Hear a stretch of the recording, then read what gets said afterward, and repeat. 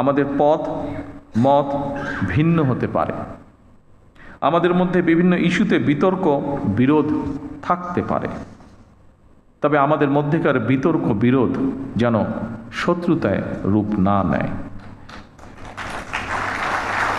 এত বছরেও আমাদের যেমন অনেক প্রাপ্তি রয়েছে, অপ্রাপ্তিও কিন্তু কম নয়। সুতরাং আমাদের প্রত্যাশিত স্বনির্ভর সমৃদ্ধ বাংলাদেশ গড়তে হলে প্রতিশোধ, প্রতিহিংসা কিংবা অযথা বিতর্ক নয়, শিক্ষা ব্যবস্থাকে বাস্তবমুখী করার কাজটিও আমরা শুরু করেছি। দেশের অর্ধেকের বেশি নারীদের জন্য নিরাপদ বাংলাদেশ গড়ে তুলতে না পারলে আমাদের কোনো উদ্যোগই সহজে সফল হবে না। এভাবে প্রতিটি সেক্টরকে চিহ্নিত করে সরকার কর্মপরিকল্পনা বাস্তবায়নের কাজ এরই ভিতরে শুরু করেছে। জনগণের রাষ্ট্র পরিচালনার দায়িত্ব পাওয়ার আগেই আমরা বিস্তারিতভাবে দেশের জনগণের সামনে দলীয় ইশতেহার ঘোষণা করে দেশ পেয়েছি। সেই বাংলাদেশটি এখন 55 বছর পার করে ফেলেছে।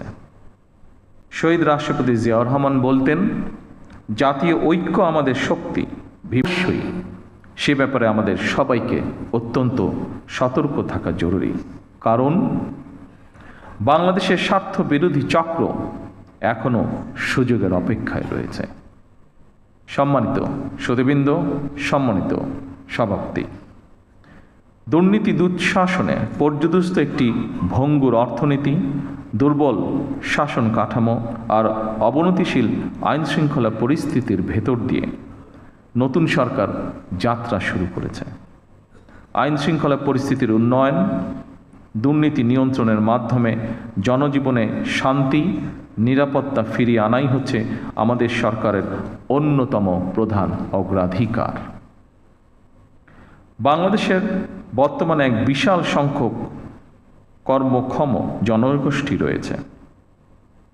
কর্মক্ষম এই জনগোষ্ঠীর জন্য কর্মসংস্থান তৈরির এই মুহূর্তে হচ্ছে বড় চ্যালেঞ্জ। শুধু অর্থনীতি নয়, ফ্যাসিবাদী শাসন আমলে আমাদের শিক্ষা ব্যবস্থাও বিপর্যয়ে নেমে এসেছিল। এমনকি ইন্টারিম গভর্নমেন্টের সময়ও শিক্ষা ব্যবস্থায় শৃঙ্খলা ফেরেনি দুঃখজনকভাবে।